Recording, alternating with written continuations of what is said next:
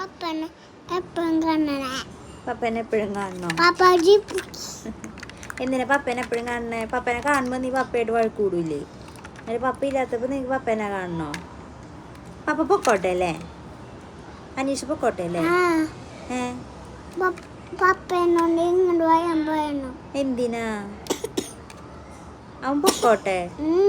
പപ്പനെ ഇഷ്ടാണോ? കുറെ ഇഷ്ടാണോ? അമ്മീ പിന്നെ എന്തിനാ പപ്പനെ കാണുമ്പോൾ തല്ലൂടണം രണ്ടെണ്ണം കൂടി?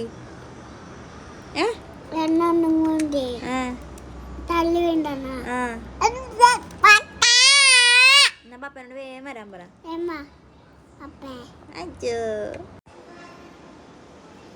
ഏത് മോനെ ആരും ഇഷ്ടം? പപ്പേനാണ് ഇഷ്ടം? ഇഷ്ടല്ലേ?